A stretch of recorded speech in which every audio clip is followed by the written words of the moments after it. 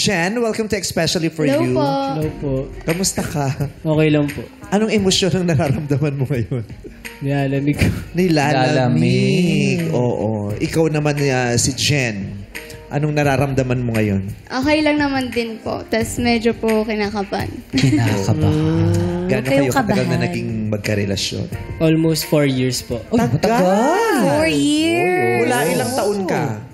Ilang taon ka? 16 po ako nung the time. At siya naman 15 ay? po siya. Mga bagets. Ay, baby love. First jowa niyo ang isa't isa?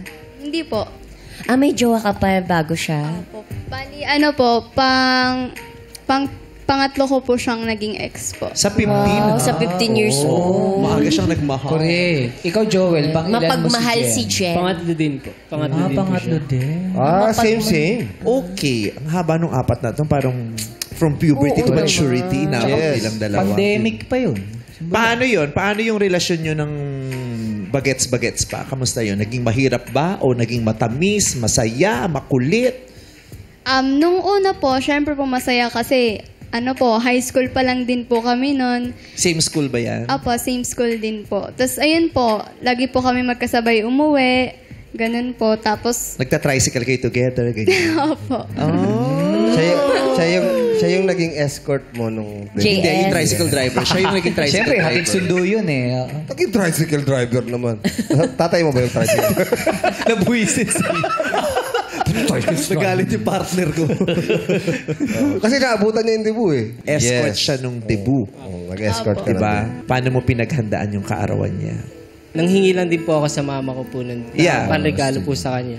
Nanghingi ka ng Opo. pangregalo sa Opo. nanay mo. Ano yung hinanda mong, pinag-isipan mong ireregalo sa kanya? Damit po, tsaka sandals. Ayun. Yun. Damit at Oh, sa- OTD. Yun yung, Yun yung di ba? Yung sinasabi. may pinaghahandaan natin. Yung mga mansari. Yes. Yung anniversary, birthday ng jowa natin. O Pasko. Lalo na dibu pa yun. Ano yung tsura? Kwento mo naman, natatandaan mo pa ba yun, Chen? Yung sandals po na yun, heels po siya yung itsura niya. Then yung crop top po, yung damit po na binigay niya sa akin, nasusuot ko pa naman din po hanggang ngayon. Wow, nakip. Crop top. Opo. Di ba yun yung mga simple things, pero pag pinag-usapan natin ng ganito, parang simple yun, pero sa isang simpleng kabataan na nag-aaral, effort yun ha. At saka iniipon yun. O, masakit sa ulo yun, paano kaya ako makakabili nito? Paano kaya ako hihingi? Paano ako didiskarte? Yes. Di ba? Yun yung mga discarding pinagdaanan natin ng mga kabataan na kasi hindi pa na wala naman tayong pera, wala naman tayong Tsaka hindi lang basta kakayahan. birthday yung dibu. So, Correct. dapat napaka-special ang bibigyan. Diba? Nakakatuwa naman. Ano pa? Ano yung pinakatumatak na ganap sa relationship? Sa 4 years ninyo.